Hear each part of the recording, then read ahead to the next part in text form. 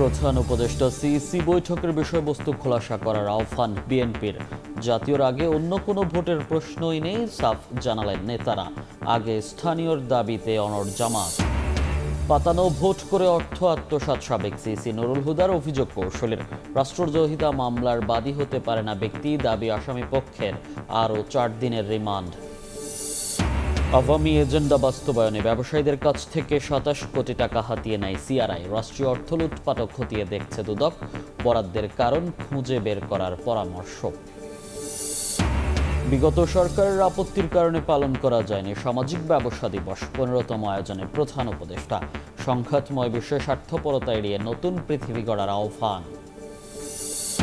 এবং উড্ডয়নের পরে বিমানের ইঞ্জিনের ত্রুটি, পাইলটের দক্ষতায় বাঁচল 1.5 শতাধিক প্রাণ। শাহজালালে 1 বছরে 20টি বার্ড হিট। বাড়ছে আতঙ্ক, ঠেকাতে এখনই ব্যবস্থার আহ্বান।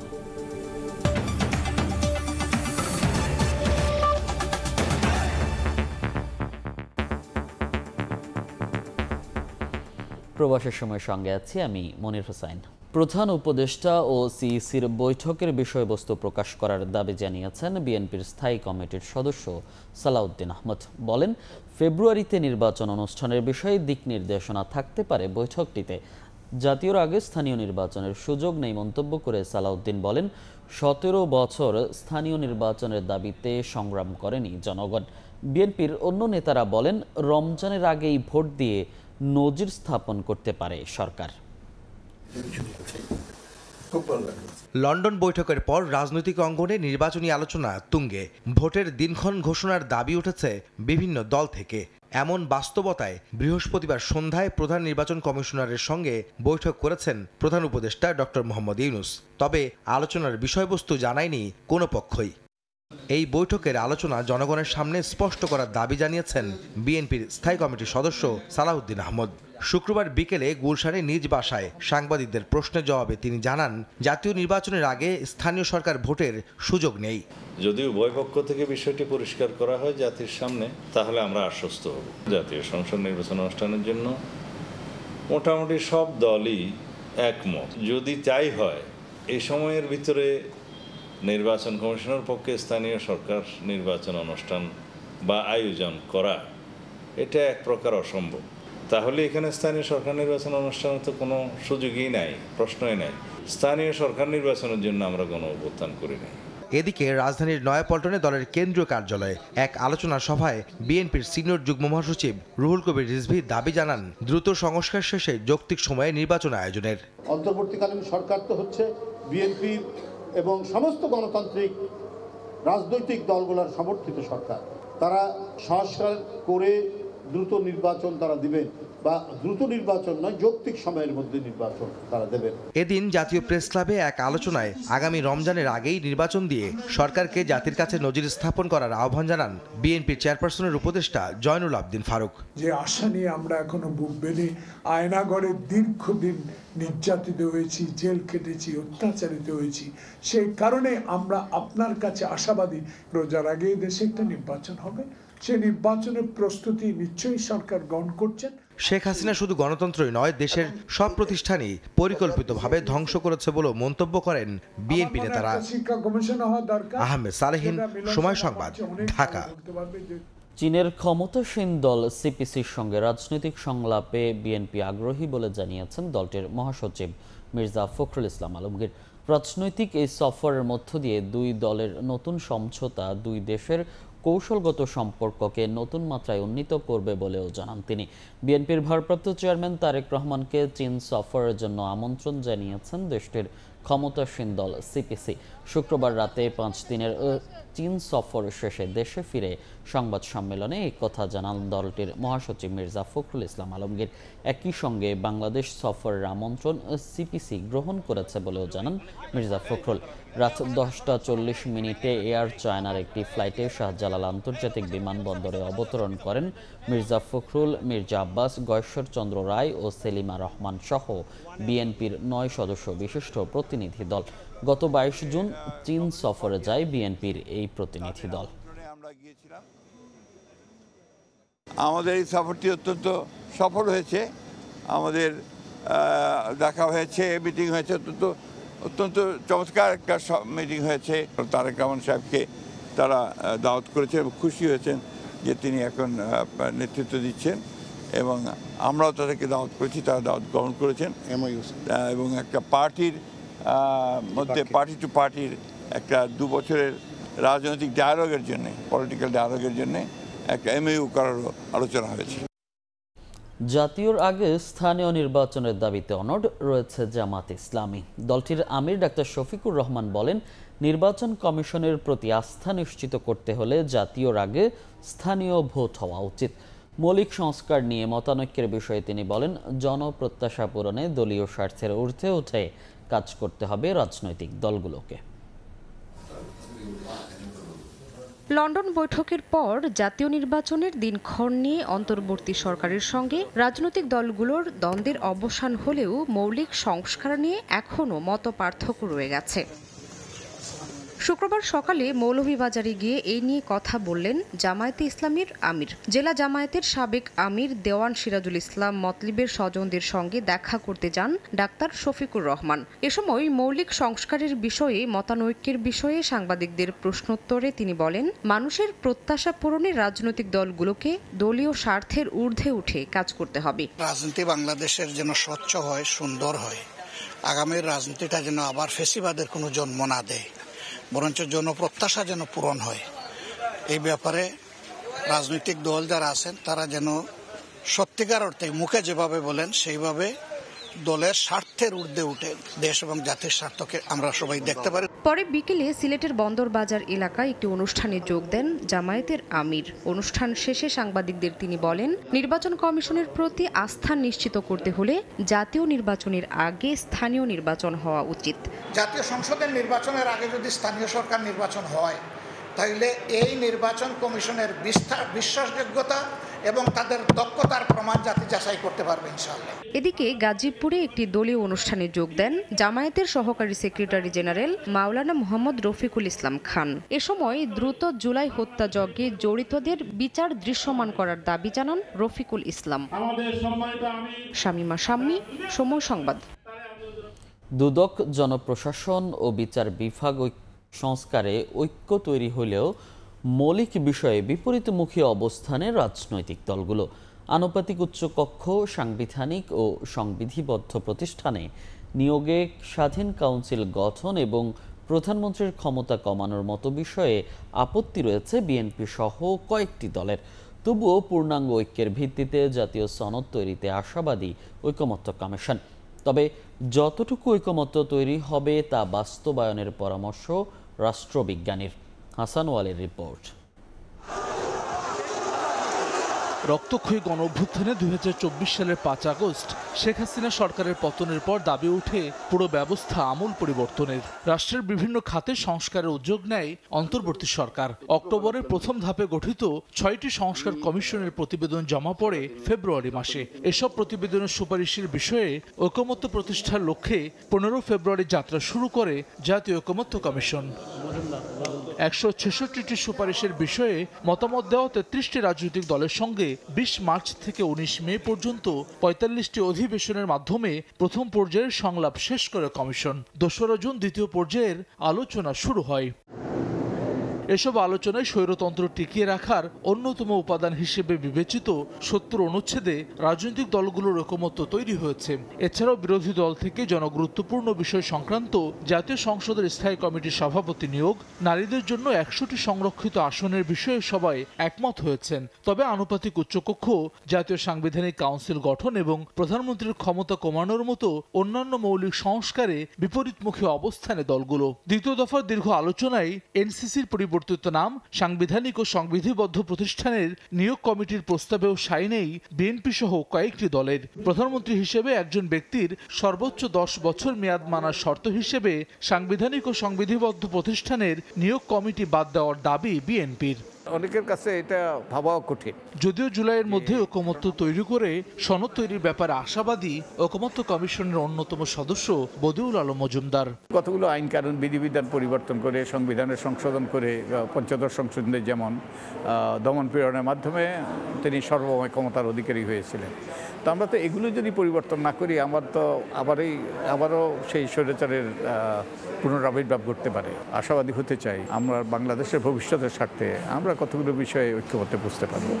রাষ্ট্রবিজ্ঞানী অধ্যাপক সাব্বির আহমেদ মনে করেন সমঝোতার মধ্য দিয়ে যতটুকু ঐকমত্য তৈরি হবে তা বাস্তবায়নেই জোর দেওয়া উচিত। এক্ষেত্রে জাতীয় স্বার্থে সব রাজনৈতিক দলকে ছাড় দেওয়ার পরামর্শ তার। সমঝোতায় দুই পক্ষের মধ্যে যদি ছাড় না দেয় তাহলে তো এটা হবে না। অ্যাপ্রোচটা থাকতে হবে যে সবই হবে না, কিছু হইলেও আমি কিছু নিয়েই চলার পক্ষে, সামনে এগোনোর পক্ষে। সংস্কার ও বিচার বিষয়ে পর্যাপ্ত অগ্রগতি হলে আগামী বছর রমজান অর্থাৎ ফেব্রুয়ারিতে নির্বাচনের সম্ভাব্য সময় ঘোষণার পর গতি এসেছে ঐকমত্য কমিশনের সংলাপে। হাসান ওয়ালি, সময় সংবাদ, ঢাকা।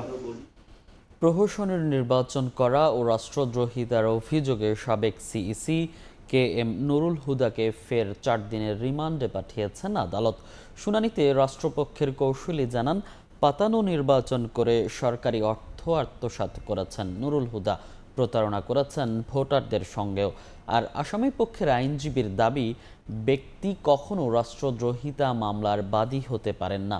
নতুন ধারাগুলো যুক্ত করা হয়েছে কেবলই জামিন আবেদন খারিজ করার চেষ্টা হিসেবে। শুক্রবার বিকেল 3:30টা ঢাকা চিফ মেট্রোপলিটন ম্যাজিস্ট্রেট আদালত প্রাঙ্গণে সাবেক প্রধান নির্বাচন কমিশনার KM নুরুল হুদা আগে থেকেই ছিলেন রিমান্ডে। তদন্তের স্বার্থে বাড়তি রিমান্ড আবেদনের পরিপ্রেক্ষিতে ফের আদালতে হাজির করা হয় তাকে। নতুন করে যুক্ত করা হয় রাষ্ট্রদ্রোহিতা সহ 3টি ধারা, চা হয় 10 দিনের রিমান্ড।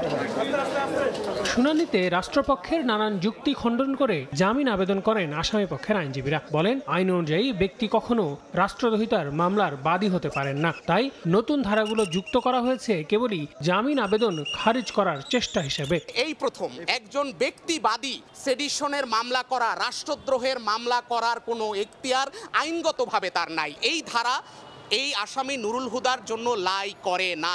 রাষ্ট্রপক্ষের আইনজীবী আদালতকে জানান, পাতানো নির্বাচন করে সরকারি অর্থ আত্মসাৎ করেছেন সাবেক সিইসি নুরুল হুদা, ভোটারদের সঙ্গে প্রতারণা করেছেন এমন দাবি করে জানান তার রিমান্ড আবেদন, যার প্রেক্ষিতে উভয় পক্ষের শুনানি শেষে 4 দিনের রিমান্ড মঞ্জুর করেন বিচারক। এই নির্বাচন ফলাফলটা রেডি করার সঙ্গে এবং পুলিশ এবং বিভিন্ন যে ল এজেন্সিকে ব্যবহার করেছেন, সেখানে স্বরাষ্ট্রমন্ত্রী সহ ফ্যাসিস্ট হাসিনা এবং মন্ত্রিসভা এবং কারা কিভাবে জড়িত সেই বিষয়গুলি কি আরও জিজ্ঞাসাবাদ করার জন্য ওনাকে 4 দিনের রিমান্ড মঞ্জুর করে তাকে তদন্তকারী কর্মকর্তার হাতে ন্যস্ত করে। এর আগে গত 23 জুন নুরুল হুদাকে 4 দিনের রিমান্ডে পাঠিয়েছিলেন আদালত। একই মামলায় সাবেক সিইসি কাজী হাবিবুল আওয়াল রয়েছেন 3 দিনের রিমান্ডে।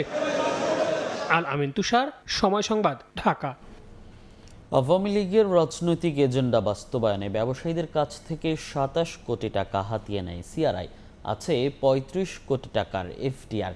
এমন প্রমাণ মেলায় সব নথি তলব করে ব্যাংকগুলোকে চিঠি দিয়েছে দুদক। একই সঙ্গে সংস্থাটি খতিয়ে দেখছে সিআরআই এর রাষ্ট্রীয় অর্থ লুটপাটের পরিমাণ। বিশেষজ্ঞরা বলছেন, বিরোধী মতের বিরুদ্ধে অপপ্রচার ও সরকারি অর্থ লুটপাটই ছিল সিআরআই এর মূল কাজ। Centre for research and information বা সিআরআই আওয়ামী লীগের গবেষণা শাখা হিসেবে পরিচিত এই প্রতিষ্ঠানটির বিরুদ্ধে বিস্তর দুর্নীতির অভিযোগে গেল ফেব্রুয়ারিতে অভিযান চালায় দুদক, যদিও বাস্তবে অস্তিত্ব মেলেনি। এখানে কোনো অফিসের সন্ধান পাইনি। তবে ব্যাংক অ্যাকাউন্টে 35 কোটি টাকার এফডিআর সহ ব্যাংক লেনদেনের তথ্য পায়। এরপর গেল কয়েক মাস ধরে দুদকের অনুসন্ধানে মিলেছে 27 কোটি 63 লাখ টাকা 24 ব্যবসায়ীর কাছ থেকে গ্রহণের প্রমাণ, যার ভিত্তিতে বিভিন্ন ব্যাংকের কাছে নথি চেয়ে চিঠি পাঠিয়েছে দুদক। দুদকের অভিযোগে বলা হয়, সিআরআইয়ের উচ্চ পদে জয়, পুতুল, ববি থাকায় যুবকদের দক্ষতা বৃদ্ধির নামে সরকারের বিভিন্ন প্রকল্পের অর্থে কনসার্ট সহ নানাভাবে নয়ছয় করে, যা খতিয়ে দেখছে দুদকের অনুসন্ধানকারী দল। বিভিন্ন রাজনৈতিক এজেন্ডা বাস্তবায়নে সহযোগিতার মাধ্যমে রাষ্ট্রীয় অর্থের ক্ষতি সাধনের। দুদকের আইন বিভাগের সাবেক এই মহাপরিচালক মনে করেন, ব্যবসায়ীদের কাছ থেকে চাঁদা কিংবা সরকারি অর্থ বরাদ্দের নেপথ্যের কারণগুলো বের করতে হবে দুদককে। রাজনৈতিক এজেন্ডা তাদের যেটা ছিল সেইটা বাস্তবায়নের জন্য এই সমস্ত প্রতিষ্ঠানগুলো করেছে। তাহলে এই প্রতিষ্ঠানগুলো তখনকার আওয়ামী লীগ শাসকের আপনার সংশ্লিষ্ট ছিল। এখন এই সংশ্লিষ্ট প্রতিষ্ঠানে যে সমস্ত ব্যবসায়ী বা প্রতিষ্ঠান বা ব্যক্তি যারা অনুদান দিয়েছে, তারা এই অনুদানটা কি অনুদান হিসেবে দিয়েছে না কমিশন হিসেবে দিয়েছে, তার বিনিময়ে তারা কি ফায়দা পেয়েছে, এইটাই দুদকের খুঁজে বের করার দরকার, এবং তাহলেই এখানে দুর্নীতিকে প্রতিষ্ঠিত করা যাবে। এছাড়া বঙ্গবন্ধু মেমোরিয়াল ট্রাস্টের নামে আসা অর্থের উৎস অনুসন্ধান করছে দুদক। তাসলিম তৌহিদ, সময় সংবাদ, ঢাকা। প্রধান উপদেষ্টা অধ্যাপক মোহাম্মদ ইউনূস বলেছেন, টেকসই উন্নয়নের মূল মন্ত্র হলো সামাজিক ব্যবসা। বর্তমানের সংঘাতময় বিশ্বে স্বার্থপরতা এড়াতে পারলেই নতুন পৃথিবী গড়ে তোলা সম্ভব। সাফারে সামাজিক ব্যবসা দিবস উপলক্ষে আয়োজিত অনুষ্ঠানে বক্তব্য দেন ডক্টর ইউনূস। বলেন, বিগত সরকারের আপত্তি থাকায় এতদিন দিবসটি পালন করা সম্ভব হয়নি।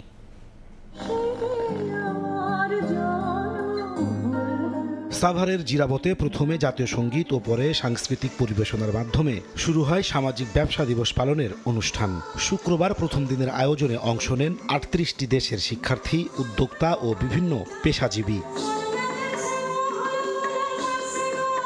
বক্তব্য রাখেন বাংলাদেশে জাতিসংঘের আবাসিক সমন্বয়ক, বিশ্বব্যাংকের কর্মকর্তা ও কয়েকজন সফল বিদেশি উদ্যোক্তা। উদ্বোধনী বক্তব্যের শুরুতে প্রধান উপদেষ্টা ডক্টর মোহাম্মদ ইউনূস বলেন, বিগত সরকারের আপত্তি থাকায় সামাজিক ব্যবসা দিবস পালন করা সম্ভব হয়নি। This was built for Social Business Day, but you couldn't hold that Social Business Day. Not because we are not ready, because government will not allow to make it happen. What a strange way. This is nothing to do with anything government should worry about. But we are not allowed to hold this. So this is the first time we are holding Social Business Day in this facility. বর্তমান বিশ্ব স্বার্থপরতা দিয়ে গড়ে উঠেছে উল্লেখ করে প্রধান উপদেষ্টা বলেন, ভুল পথে চলার এই যাত্রা ধ্বংসের মাধ্যমে শেষ হবে। এই অবস্থায় অনুদানের মাধ্যমে নয়, সামাজিক ব্যবসার মাধ্যমে জনগণের স্বাস্থ্য সেবা নিশ্চিত করতে হবে। We say selfishness is very much in us. Message is we are on the wrong path. If we keep on pursuing this path, all we end up with massive disaster. It's not something we have to overnight destroy everything. You're just slowly moving in a different direction, that's all. পরে সামাজিক ব্যবসা দিবস উপলক্ষে আয়োজিত মেলার বিভিন্ন stall পরিদর্শন করেন ডক্টর মোহাম্মদ ইউনূস। নাজমুস সালেহী, সময় সংবাদ, ঢাকা। 154 যাত্রী ও 7 জন ক্রু নিয়ে উড্ডয়নের 21 মিনিট পরই করতে হয় জরুরি অবতরণ। সকালে সিঙ্গাপুরগামী বিমান বাংলাদেশ এয়ারলাইন্সের একটি ফ্লাইটে এমন ঘটনা ঘটেছে। কর্তৃপক্ষ জানিয়েছে, প্রায় 2500 ফুট উচ্চতায় পাখির আঘাতে উড়োজাহাজটিতে যান্ত্রিক ত্রুটি দেখা দেয়। শাহজালাল বিমানবন্দরে জরুরি অবতরণের কয়েক ঘন্টা পর যাত্রীদের নতুন ফ্লাইটে গন্তব্যে পৌঁছানোর ব্যবস্থা করে বিমান। বিশেষজ্ঞরা জানান, গত 1 বছরে বিমানবন্দরে কমপক্ষে 20টি বার্ড হিটের ঘটনা ঘটেছে। বড় দুর্ঘটনা এড়াতে কার্যকর উদ্যোগ নেয়ার পরামর্শ তাদের। গত 12 জুন লন্ডনের উদ্দেশ্যে যাত্রা করা এয়ার ইন্ডিয়ার একটি বিমান ভারতের আহমেদাবাদ থেকে উড্ডয়নের কয়েক মিনিটের মধ্যেই বিধ্বস্ত হয়। প্রাণ হারান 241 যাত্রী। বোয়িং 787-800 ড্রিমলাইনার মডেলের বিমানটি বার্ড হিট সহ নানা কারণে দুর্ঘটনা ঘটতে পারে বলে ধারণা করা হয়।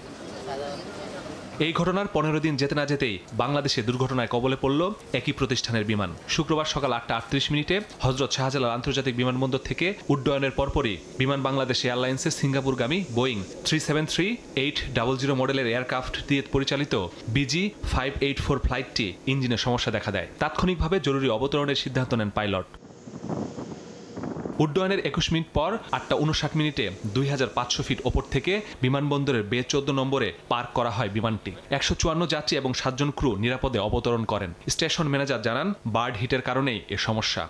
12:15 নামবে, অলরেডি চলে আসতেছে, আবুধাবি ফ্লাইটটা চলে আসতেছে, ফ্লাইটটা যাবে, এটা বাস হিট করছে, তো এটা তো আমরা জানবো না। বিশেষজ্ঞরা বলছেন 2500 ফিট ওপর থেকে জরুরি অবতরণ খুবই বিপজ্জনক। 4 ঘন্টার ফ্লাইটের ফিউয়েল আছে এই এয়ারক্রাফটের মধ্যে। ফুল বেলি ফিউয়েল নিয়ে একটা এয়ারক্রাফট ল্যান্ড করতে পারে না। নর্মালি এটা আকাশে বার্ন করে অথবা যে ফিউয়েলটাকে জেটিসন করে। তো যেটাই পাইলট করেছেন এটা একটা রিমার্কেবল বিষয়। 1 বছরে ঢাকা বিমানবন্দরে 20টির বেশি বার্ড হিটের ঘটনা ঘটেছে। এ কারণে যে কোনো সময় ঘটতে পারে বড় দুর্ঘটনা। এটা বার্ড হিটের ফলে ফ্যান ব্লেড 3টে ড্যামেজড হয়েছে। এখন টেকনোলজি অ্যাভেলেবল এবং সেটা নাকি ঢাকা এয়ারপোর্টে আছে, কি নষ্ট হয়ে আছে। তো এটা অত্যন্ত সিরিয়াস একটা ব্যাপার। সিভিল এভিয়েশন এটা অত্যন্ত সিরিয়াসলি এটাকে নিতে হবে। ভয়াবহ দুর্ঘটনা থেকে বাঁচতে বার্ড হিট বন্ধে কার্যকর উদ্যোগ নেওয়ার বিকল্প নেই বলে মনে করেন এভিয়েশন বিশেষজ্ঞরা।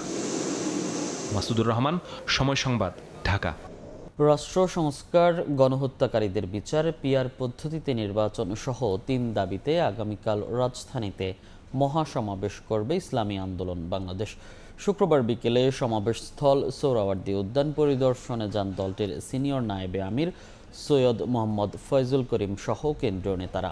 তাদের আশা, সমাবেশে জনতার ঢল নামবে, নতুন রাজনৈতিক বিকল্পের সাক্ষী হবে বাংলাদেশ।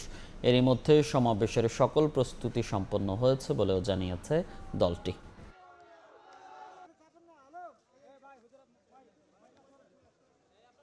মানুষ বিকল্প শক্তি চাচ্ছে, তার বিকল্প শক্তি উত্থানটা আগামীকাল আশা করি দেশবাসী দেখবে। আলহামদুলিল্লাহ, আমাদের মহাসমাবেশের প্রস্তুতি মোটামুটি আলহামদুলিল্লাহ প্রায় সম্পূর্ণ হয়েছে বলেই চলে। যারা পিআর পদ্ধতি চায় তারা আলহামদুলিল্লাহ, যারাই চায় এরকম সমস্ত দলকে আমরা দাওয়াত দিয়েছি। সমস্ত দল ইনশাআল্লাহ আসার তারা নেতৃবৃন্দদের দাওয়াত দিয়েছি, তারা আসবেন। 8 আগস্ট নতুন বাংলাদেশ দিবস পালনের ঘোষণা বাতিল করা না হলে প্রতিবাদে সেদিন থেকে জুলাই বেহাত দিবস পালনের ডাক দিয়েছে ইনকিলাব মঞ্চ। জুলাই সনদের দাবিতে 1 জুলাই লাল মার্চ কর্মসূচি ঘোষণা করেছে সংগঠনটি। শুক্রবার সকালে ঢাকা বিশ্ববিদ্যালয়ের মথুর ক্যান্টিনে সংবাদ সম্মেলন করেন মঞ্চের মুখপাত্র শরীফ ওসমান হাদি। বলেন, সময় শেষ হয়ে যাওয়ার পরও জুলাই সনদ দেয়া হয়নি, তাই সনদ আদায়ে 1 জুলাই শাহবাগ থেকে মানিক মিয়া এভিনিউ পর্যন্ত লাল মার্চ করবে ইনকিলাব মঞ্চ। এতে জুলাইয়ের শহীদ পরিবারের সদস্য ও আহতরা অংশ নেবেন। হাদি বলেন, 8 আগস্ট নতুন বাংলাদেশ দিবস ঘোষণা জুলাই বিপ্লবের সঙ্গে বেইমানি, তাই ঘোষণা বাতিল না হলে বেহাত দিবস পালন করা হবে। 16 জুলাই আবু সাইদ দিবস না করে সর্বজনীন শহীদ দিবস হিসেবে ঘোষণারও দাবি জানান তিনি। 5 আগস্টের পরে আর কোনো দিবস থাকবে না।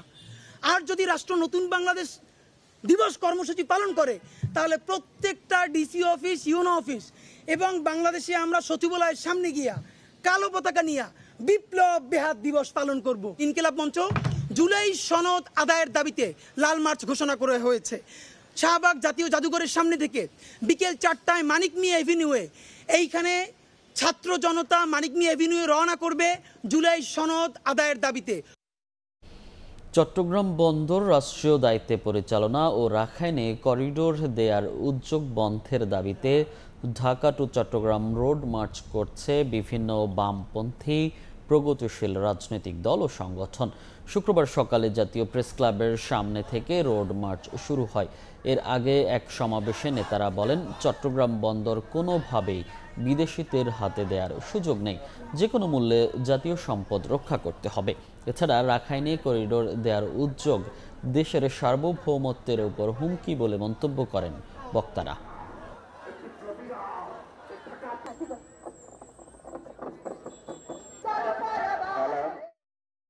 নিউ মুরিং টার্মিনাল সহ চট্টগ্রাম বন্দর ব্যবস্থাপনা বিদেশিদের হাতে দেওয়া চলবে না। বন্দরের মাফিয়াতন্ত্র উচ্ছেদ করে দক্ষ ও দুর্নীতিমুক্ত অবস্থা নিশ্চিত করে চট্টগ্রাম বন্দর কর্তৃপক্ষের নিয়ন্ত্রণ প্রতিষ্ঠা করতে হবে। রাষ্ট্রীয় ব্যবস্থাপনায় বন্দর পরিচালনা করতে হবে। মুসলিমদের উপর ইসরায়েলি আগ্রাসনের প্রতিবাদে বিক্ষোভ সমাবেশ ও মিছিল করেছে বাংলাদেশ খেলাফত মজলিস। জাতীয় মসজিদ বাইতুল মুকাররমে জুমার নামাজ শেষে বিক্ষোভ মিছিল বের করে ঢাকা উত্তর ও দক্ষিণ সিটি খেলাফতের নেতাকর্মীরা। মিছিল থেকে ইসরায়েলি সন্ত্রাসী কার্যক্রমের প্রতিবাদ জানান অংশগ্রহণকারীরা। বাইতুল মুকাররমের দক্ষিণ গেট থেকে শুরু হয়ে মিছিলটি পল্টন মোড় হয়ে বিজয়নগরে গিয়ে শেষ হয়। এর আগে এক সংক্ষিপ্ত সমাবেশে নেতারা বলেন, ইসরায়েল কাপুরুষের মতো ইরানে হামলা করেছে। অবিলম্বে বিশ্বের মুসলিম রাষ্ট্রগুলোকে ইসরায়েলের আগ্রাসনের বিরুদ্ধে রুখে দাঁড়াতে আহ্বান জানান বক্তারা। ইরান তাদেরকে প্রতিরোধ করার জন্য হামলা করেছে। মাত্র 12 দিনের যুদ্ধে ইসরায়েল লাশ গুটিয়ে পালাতে বাধ্য হয়েছে। ইরান আমাদেরকে দেখিয়ে দিয়েছে, আমি মুসলিম বিশ্বকে শুধু হুঙ্কার আর প্রতিবাদ করে প্রতিরোধ হামলা করে ইসরায়েল নামক রাষ্ট্রকে বিশ্বের মানচিত্র থেকে মুছে ফেলবে। একদিনে সারা দেশে ডেঙ্গু আক্রান্ত হয়ে আরও 2 জনের মৃত্যু হয়েছে। এছাড়া গত 24 ঘন্টায় ডেঙ্গু রোগী হাসপাতালে ভর্তি হয়েছেন আরও 159 জন। শুক্রবার স্বাস্থ্য অধিদপ্তরের হেলথ ইমার্জেন্সি অপারেশন সেন্টার ও কন্ট্রোল রুম থেকে পাঠানো প্রতিবেদনে তথ্য জানানো হয়। প্রতিবেদনে বলা হয়, বরিশাল বিভাগে পরিস্থিতি সবচেয়ে খারাপ। শুধুমাত্র বরিশালেই নতুন করে ভর্তি হয়েছেন 107 জন রোগী, যা সারা দেশের মোট আক্রান্তের প্রায় 67%। চলতি বছর এখন পর্যন্ত ডেঙ্গুতে আক্রান্ত হয়ে 40 জনের মৃত্যু হয়েছে। আক্রান্ত হয়েছেন 9222 জন। দেশে করোনার সংক্রমণ বাড়লেও রাজবাড়ী সদর হাসপাতালে নেই পরীক্ষার কিট। স্বাস্থ্য বিভাগের নির্দেশনা সত্ত্বেও কর্মরতদের মধ্যে বিতরণ করা হয়নি সুরক্ষা সামগ্রীও। এখনও প্রস্তুত করা হয়নি আইসোলেশন ওয়ার্ড। 4.5 বছরেও হয়নি আইসিইউ ইউনিট। এতে হতাশ রোগী ও স্বজনরা। আশিকুর রহমানের রিপোর্ট। করোনার লক্ষণ নিয়ে রাজবাড়ী সদর হাসপাতালে এসেছেন ধুনচি গোদারবাজার এলাকার মাহফুজুর রহমান পাভেল। কিন্তু পরীক্ষার কোনো কিট না থাকায় চিকিৎসকের পরামর্শে শুধু রক্তের সিবিসি পরীক্ষা করে ফিরতে হয় তাকে। পাভেলের মতো করোনার উপসর্গ নিয়ে প্রতিদিনই এ হাসপাতালে ভিড় করেন অনেকেই। একই সমস্যায় সবাইকেই ফিরে যেতে হয়। এমনকি কোভিড-19 মোকাবিলায় স্বাস্থ্য বিভাগের নির্দেশনা সত্ত্বেও কর্মরতদের মধ্যে বিতরণ হয়নি স্বাস্থ্য সুরক্ষা সামগ্রী। প্রস্তুত করা হয়নি কোনো আইসোলেশন ওয়ার্ড। আমার 4 দিন যাবত জ্বর, ঠান্ডা, কাশি। এখন আমার কোভিড পরীক্ষা করার দরকার, কিন্তু এখানে তারা বলতেছে এখানে কিট নাই। পেশেন্টের সুরক্ষায় এবং নিজের সুরক্ষার জন্য মাস্ক ব্যবহার করে ডিউটি করতেছি। করোনা ভাইরাস মোকাবিলায় ইআরপিপি প্রকল্পের আওতায় হাসপাতালটিতে আইসিইউ ইউনিটের কাজ শুরু হয় 2020 সালের শেষের দিকে। এখনও শেষ হয়নি নির্মাণ কাজ, অথচ হাসপাতালের প্রবেশপথেই টাঙিয়ে রাখা হয়েছে আইসিইউ সেবার সাইনবোর্ড। এ নিয়ে ক্ষুব্ধ স্থানীয়রা। সাধারণ রোগীদেরকে এই আইসিইউর কথা এখানে সাইনবোর্ড দেখে আসে, কিন্তু সমস্ত রোগী ফরিদপুর এবং ঢাকা রিফার করে দেওয়া হয়। ঢাকাতে বা ফরিদপুর রিফার করার সঙ্গে যখন যায়, ওতে যাওয়ার পথেই সে পেশেন্টগুলো মারা যায়। আমাদের দাবি সদর হাসপাতালের আইসিইউ ব্যবস্থা দ্রুত চালু করা হোক। হাসপাতাল কর্তৃপক্ষ বলছে, করোনা শনাক্তকরণ কিট চেয়ে ঊর্ধ্বতন মহলে চিঠি দেয়া হয়েছে। আমরা কিটের চাহিদা দিচ্ছি, আশা করছি যে খুব শীঘ্রই আমরা এই কিটটা পেলে আমরা পরীক্ষাটাও শুরু করতে পারব। রাজবাড়ী সদর হাসপাতালে প্রতিদিন গড়ে অন্তত 1000-এর বেশি মানুষ স্বাস্থ্যসেবা নেন। আশিকুর রহমান, সময় সংবাদ, রাজবাড়ী। চট্টগ্রামে একটি ক্লিনিকে অক্সিজেন সিলিন্ডার বিস্ফোরণের ঘটনা ঘটেছে, তবে এতে হতাহতের কোনো ঘটনা ঘটেনি। শুক্রবার দুপুরে লালখান বাজার এলাকায় মমতা নগর মাতৃসদনে হঠাৎ অক্সিজেনের একটি সিলিন্ডার বিস্ফোরণ হয়। এতে সেখানে থাকা ব্যান্ডেজ ও তুলায় আগুন ধরে যায়। এ সময় ক্লিনিকে গাইনি সহ অন্তত 35 জন রোগী ছিলেন। ধোঁয়ায় আতঙ্ক ছড়িয়ে পড়ে রোগী ও স্বজনদের মাঝে। পরে নিজস্ব ব্যবস্থাপনায় ক্লিনিক কর্তৃপক্ষ আগুন নেভায়। রোগীদের অ্যাম্বুলেন্সে করে চট্টগ্রাম মেডিকেল কলেজ হাসপাতালে স্থানান্তর করা হয়।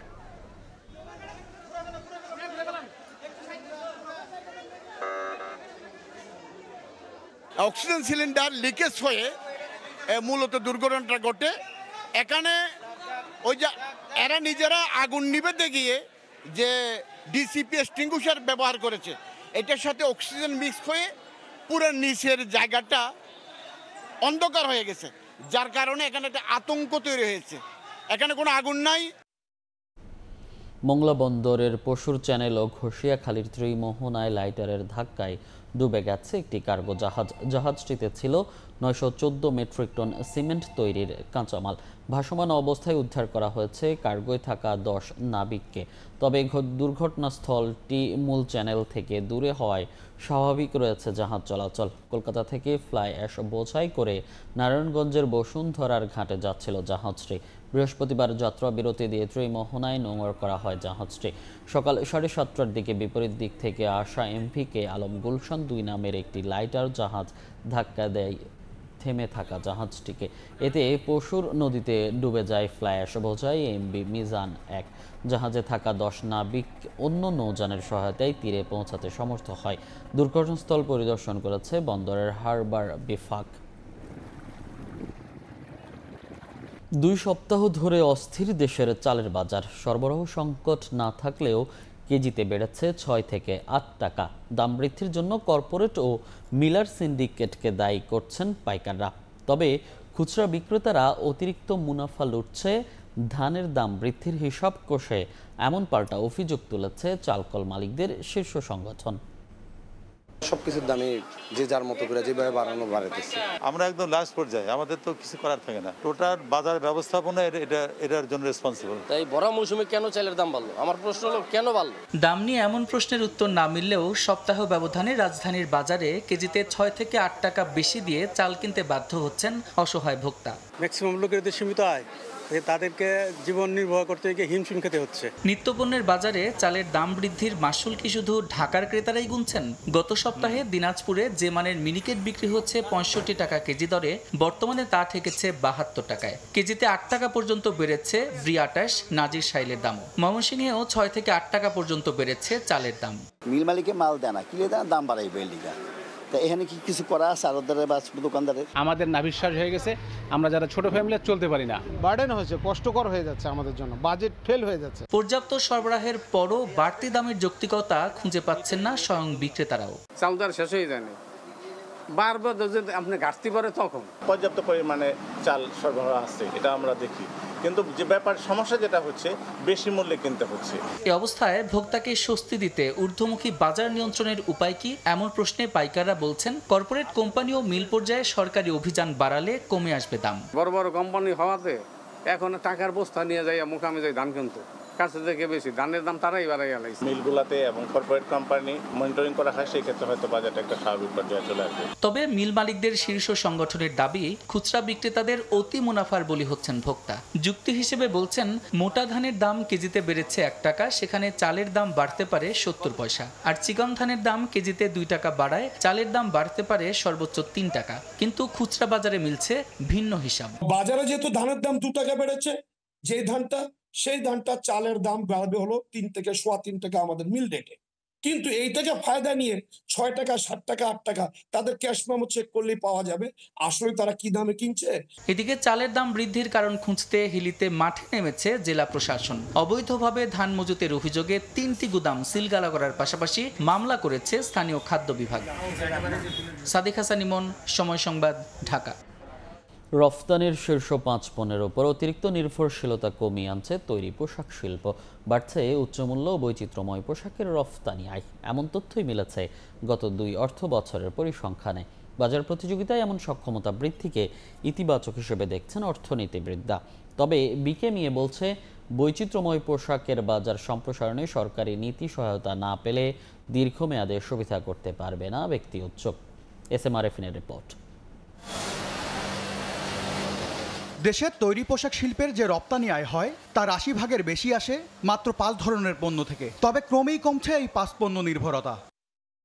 পরিসংখ্যান বলছে 2021-22 অর্থ বছরের তৈরি পোশাক শিল্পের $4,261 কোটি 32 লাখ রপ্তানি আয়ের মধ্যে 82.4% এসেছে trousers, T shirts and knitted T shirts, sweaters, shirt and blouse ও আন্ডারওয়্যার, এই 5 ক্যাটাগরির পোশাক থেকে। পরের 2 অর্থ বছর একটু একটু করে কমেছে এই 5 পণ্যের রপ্তানি আয়ের হিস্সা। কারণ হিসেবে উদ্যোক্তারা বলছেন, বৈচিত্র্যময় পোশাকের রপ্তানি আয় বাড়ছে।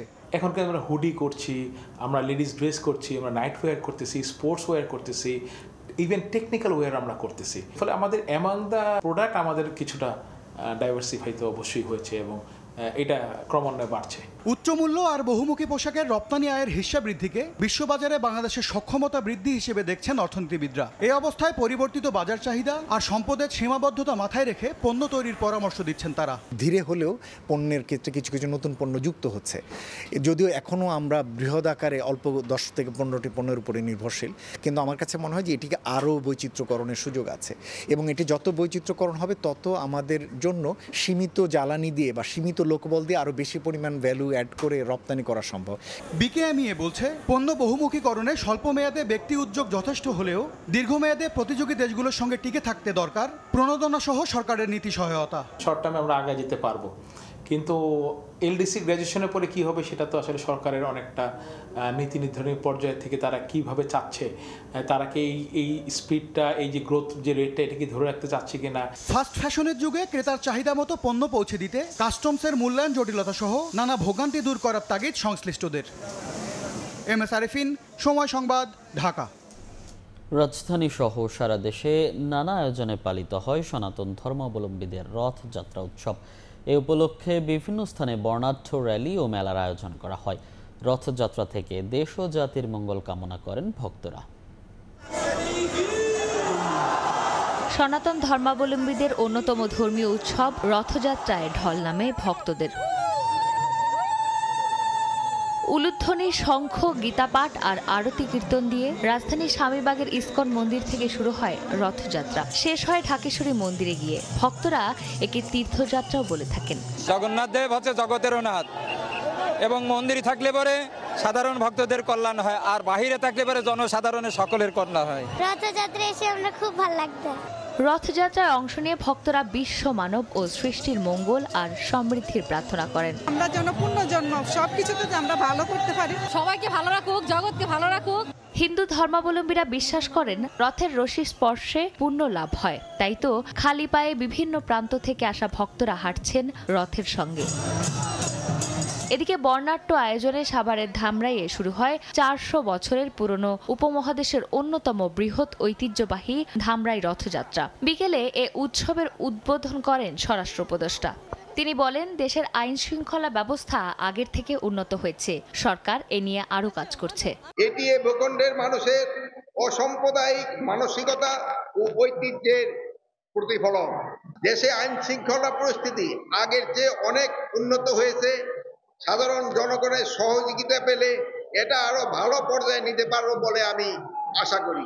উৎসব মুখর আবহে 37 ফুট উচ্চতার ঐতিহ্যবাহী যশোমাধবের রথে অংশ নেন অগণিত মানুষ। যে যেমনের বাসনা করে পূর্ণ হয়, সবাই আনন্দিত হয়, সবাই মঙ্গল প্রার্থনা করলাম। আমরা যে সামনে থেকে দেখতে পাচ্ছি এটা আমাদের কাছে অনেক আনন্দ। ভাষায় বোঝানো যাবে না যে এতটাই ভালো লাগতেছে, মানে কষ্ট তারপরও অনুভব করা যাইতেছে যে না আসি খুব তৃপ্তি পাইলাম। 5 জুলাই উল্টো রথের মাধ্যমে শেষ হবে পূজার আনুষ্ঠানিকতা।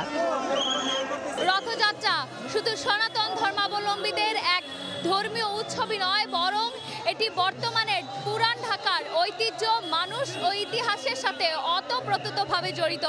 বলা হয়ে থাকে এটি এক ধরনের তীর্থযাত্রা, ঈশ্বরের সাথে মানুষের মিলন যাত্রা। চন্দ্রিমা চৌধুরী, সময় সংবাদ, ঢাকা। বিশ্বের বিভিন্ন জায়গার মতো ভারতেও শুক্রবার পালিত হয়েছে রথযাত্রা। দেশটির সবচেয়ে বড় রথযাত্রা অনুষ্ঠিত হয় ওড়িশার পুরীতে। এছাড়া পশ্চিমবঙ্গের দীঘা, কলকাতা সহ গুজরাটেও পালিত হয়েছে ধর্মীয় উৎসব। তীব্র গরমে পুরীর রথযাত্রায় অসুস্থ হয়ে পড়েন অনেকে, আর গুজরাটের রথযাত্রার সময় হাতির তাড়া খেয়ে আহত হন কয়েকজন পুণ্যার্থী। ভারত থেকে বিস্তারিত জানাচ্ছেন সুব্রত আচার্য। ভারতের উড়িষ্যার পুরীতে রথযাত্রা উৎসবের সবচেয়ে বড় আয়োজন ছিল। সনাতন শাস্ত্র মতে শ্রী শ্রী জগন্নাথ দেব ভাই বলরাম, বোন সুভদ্রাকে নিয়ে মাসির বাড়ি বেড়াতে রথে চড়ে যাত্রা শুরু করেন, আর সেই রথের রশিতে টান দেওয়ার মধ্য দিয়ে হিন্দু ধর্মের মানুষ পুণ্য লাভ করেন। এমন বিশ্বাসের কারণে পুরীর রথযাত্রায় লক্ষ লক্ষ পুণ্যার্থী সমবেত হয়েছিলেন।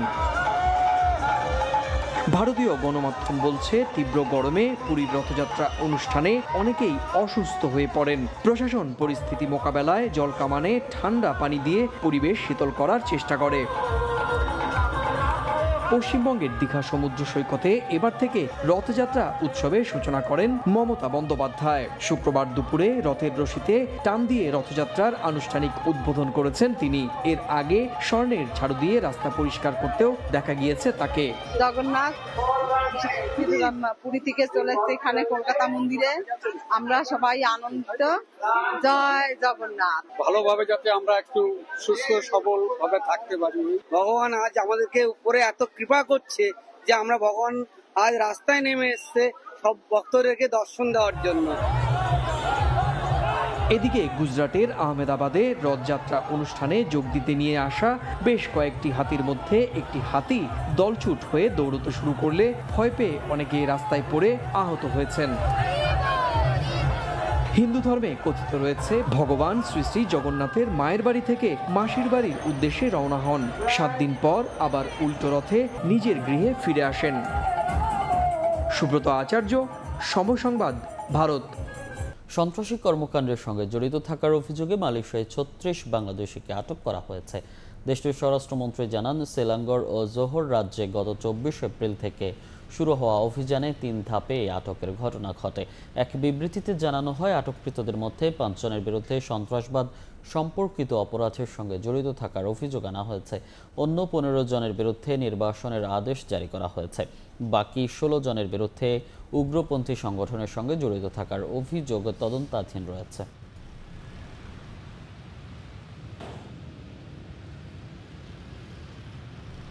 পরমাণু চুক্তি নিয়ে যুক্তরাষ্ট্রের সঙ্গে আলোচনায় বসার কোনো পরিকল্পনা নেই ইরানের। এই ইস্যুতে ওয়াশিংটনের সঙ্গে কোনো কথা হয়নি বলে মন্তব্য করেছেন দেশটির পররাষ্ট্রমন্ত্রী আব্বাস আরাকচি। যদিও প্রেসিডেন্ট ডোনাল্ড ট্রাম্প ঘোষণা দেন আগামী সপ্তাহে বৈঠকে বসবে ইরান ও যুক্তরাষ্ট্র। এদিকে ইসরায়েলের প্রতিরক্ষা মন্ত্রী জানান, যুদ্ধের সময় ইরানের সর্বোচ্চ ধর্মীয় নেতা আয়াতুল্লাহ আলী খামিনিকে হত্যার পরিকল্পনা ছিল তেল আবিবের।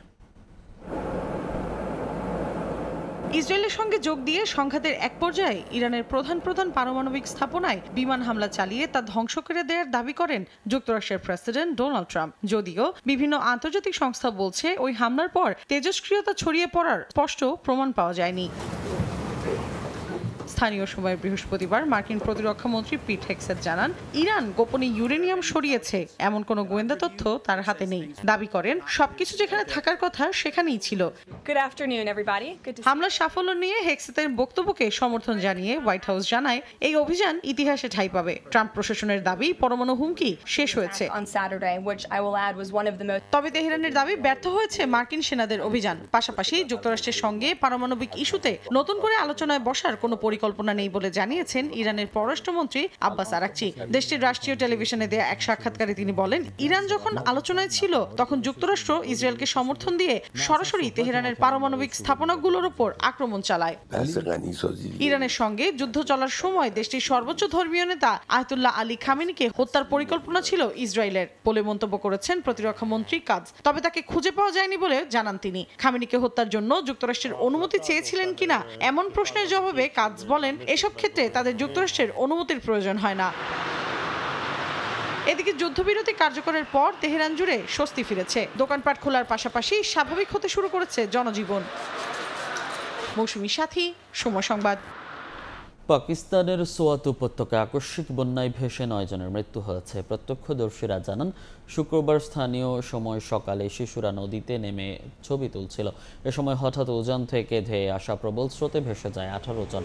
পরে নদী থেকে 9 জনের মরদেহ উদ্ধার করা হয়। জীবিত উদ্ধার করা হয় আরও 4 জনকে। বাকিরা এখনও নিখোঁজ। পেশোয়ার থেকে 80 জনের একটি দল নিখোঁজদের সন্ধানে অভিযান চালাচ্ছেন। সোয়াতের মেয়র জানান, আগেই সতর্কতা জারি করা হলেও পাঞ্জাব ও শিয়ালকোট থেকে ঘুরতে যাওয়া পর্যটক দলটি নিষেধ অমান্য করে নদীর ধারে চলে যায়। এই ঘটনায় গভীর শোক জানিয়েছেন পাকিস্তানের প্রধানমন্ত্রী শাহবাজ শরীফ। মেয়াদ উত্তীর্ণ ভিজিট ভিসাধারীদের দেশ ছাড়তে বিশেষ সুযোগ দিয়েছে সৌদি আরব। পাসপোর্ট অধিদপ্তর জানিয়েছে, 1 মাসের মধ্যে নির্ধারিত ফি পরিশোধ করে বৈধ পথে নিজ দেশে ফিরতে পারবেন মেয়াদ শেষ হওয়া ভিজিট ভিসাধারীরা। নির্দিষ্ট সময়ের মধ্যে এই সুযোগ গ্রহণ না করলে অবৈধ ভিজিট ভিসাধারীদের স্পন্সররাও জটিলতায় পড়তে পারেন বলে সতর্ক করা হয়েছে। সৌদি আরব থেকে আরিফুর রহমানের রিপোর্ট।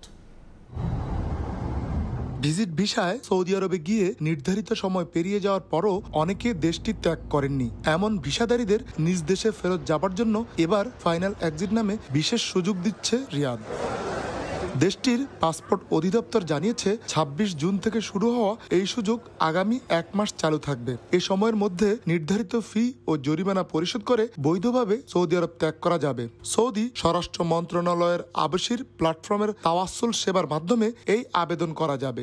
আর নির্দিষ্ট সময়ের মধ্যে এই সুযোগ গ্রহণ না করলে অবৈধ ভিজিট ভিসাধারীদের স্পন্সররাও নানা জটিলতায় পড়তে পারেন বলে সতর্ক করা হয়েছে।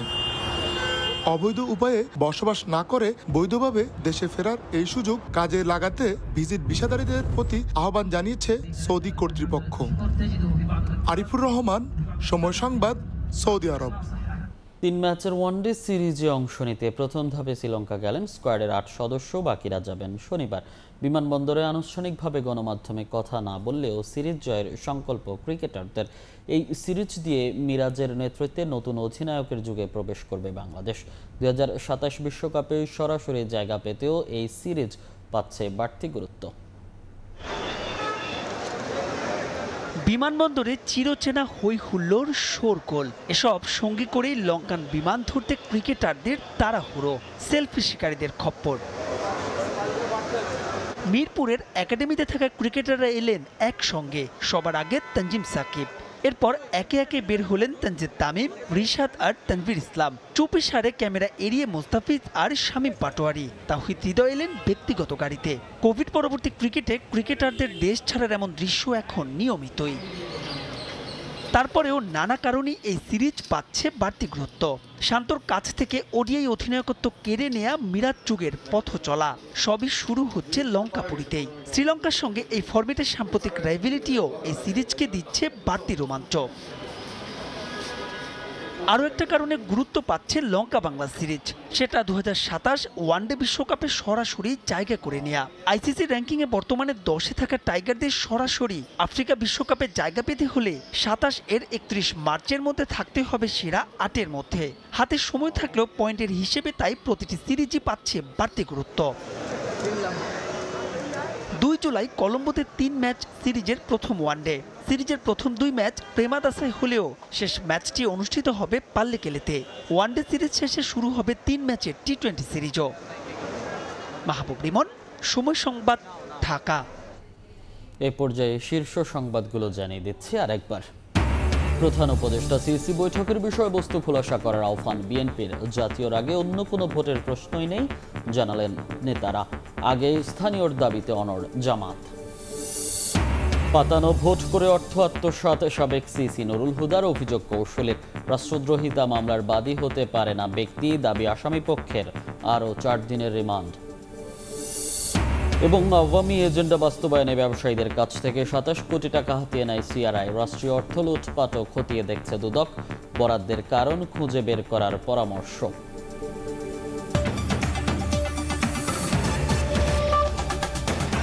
এ ছিল প্রবাসের সময়, সঙ্গে থাকুন সময়।